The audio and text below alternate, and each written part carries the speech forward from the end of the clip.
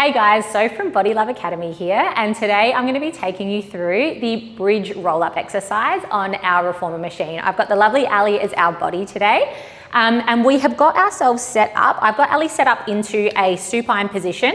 So the headrest is down, shoulder pads in, carriage is all the way in. We've got her foot bar set to her right height. Really important for an exercise like this because it will affect your client's experience if that foot bar is too far away or it's too close. So just making sure that that's set up before you get going. We've got a red and blue spring on, or 2 full springs and a half spring on. You can do this one with all springs on if you choose. Having the lesser spring is just going to add that little bit of an extra challenge because it creates a little bit more weight that they have to then hold through their hamstrings and use through their glutes as they lift up because they're coming into that incline. So for the position of the feet, I'm going to get Ali to place her feet just pretty much where they are, hip width apart, and you want to flex into the feet and make sure that kind of back part of your heel is what's pressing into the foot bar here. And then you want to have your knees just that same width of just hip width apart. So we often kind of mistake that hip width for thinking we've got really wide hips. The hip width apart is actually fairly narrow for a lot of people. So just making sure knees are stacked right on top of the hips. And then in terms of the foot bar placement, that's what we're looking for as well. So we want to see that that knee placement is just straight up above that hip so we know we're in the right position there as well. So as we cue through this exercise, we're going to be using our Bodylove rules of movement, which is what we use in all of our teacher trainings. And it's essentially a formula that we use for every exercise that we teach. Same with our reformer and our mat teacher trainings. Very similar in terms of the rules of movement. It's just reformer, we've got an extra step with that spring choice as well. So if you were, I've got this on a pretty standard spring choice here, or a beginner spring choice. If you did want to make it a little bit more advanced, or you had a more advanced client, you could always drop it down to that 2 reds and 1 yellow, so 2 full and 1/4 spring instead, to make it a little bit more challenging for them as well. So the first thing that we're going to do is name the exercise. So as I'm instructing to the class, and again we do a lot of group classes, so we do it as a big group class experience. I'm going to let them know that we're going to be choosing, we're going to be coming into a bridge for our exercise here, and then for them to choose their springs accordingly. So I would give them their spring choices if they do have spring choices. Sometimes it's just a standard spring. So I'd be saying you can choose either your red, blue for beginner, or your red, yellow for a more intermediate choice for your spring, and then get them set up into their position. So we've got our name the exercise, our spring choice, and then the position set up. So I would go through just how I have explained before, would get Ali lying down onto her back, head on the headrest, feet onto the foot bar, and then we're kind of ready to go. The next thing that we would be doing is starting to get them moving and breathing. So for the roll-up bridge, I would get Ali to take a nice big inhale, and as she does, she's in a nice neutral position through the spine. She's going to let her tailbone just sink into the carriage as she takes that inhale, and as she exhales, she's going to take a little tilt, pubic bone back towards the belly button, and then I'm going to get her to squeeze the glutes and peel the hips 1 vertebrae at a time, just starting to walk those hips up towards that nice big lifted position, maintaining a softness through the ribs, drawing those ribs towards those hips.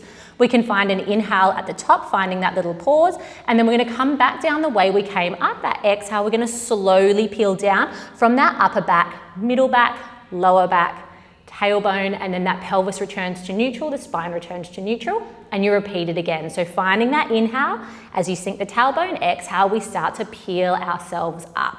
Finding that inhale, we take a moment to hold at the top, check that we're nice and short between those ribs and hips, and then we slowly peel our way all the way back down. And then I would let Ali know that she needs to keep moving. So I'm going to get you to keep going here, Ali. And then I'm going to start looking for all the different kind of common mistakes that we might have with the body scan that we go through our visual cues here. So I'm going to look at Ali from head to toes, and I'm going to get her to relax the muscles through the face, let the shoulders just melt into the carriage there.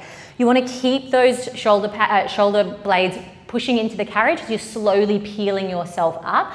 As you peel up, you're going 1 vertebrae at a time, just kind of creeping your way up the spine. And you might be using some anatomical cues, so you're kind of cueing the body parts and how they're moving. And then energetic cues, which is more of that visualization. So we might be, imagine that you're a piece of sticky tape and you're peeling yourself slowly off a desktop.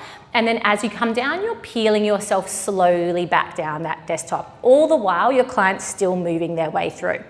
As you're coming up, you can cue that shortening. So imagine those ribs knitting down towards those hips, that pubic bone rolling back towards the belly button. A good one for that is like, imagine a droplet of water on your pubic bone rolling back towards the belly button. You want to feel as though the glutes are pulling in towards the heels and as though those shins are almost lifting up and over the foot bar to keep that carriage all the way in. You want to keep your feet flexed as you're working through here.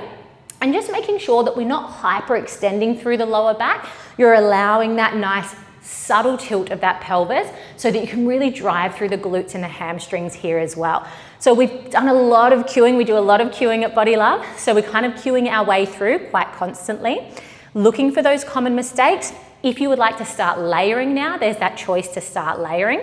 So as an example for that one, on the next one, Ali, I'm gonna get you to hold up into your nice big lifted bridge position. And I'm gonna get you to take a little halfway lower down. So just a hinge halfway down, moving the hips and spine at the same time. We squeeze and lift back up and then peeling that spine all the way back down.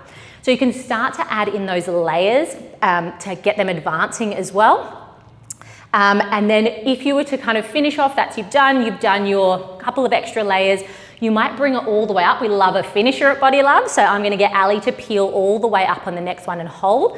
We're gonna stay as we are. We're just gonna lower halfway down, squeeze and lift back up. Inhale to lower. We exhale, lift all the while. We're constantly cueing those ribs towards those hips, driving through those heels, holding up here until they've got that nice little burn out. On that last one, I'm gonna get Ali to hold up on the next one. Hold it here. Squeeze those glutes in towards your heels as hard as you can and just hold for 4, for 3, last 2, and 1. Slowly peeling that spine, cueing your client out of that position.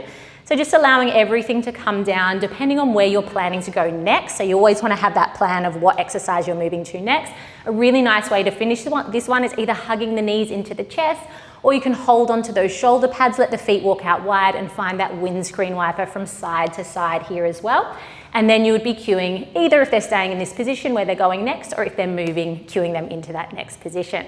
So that is how we would cue through our bridge roll up.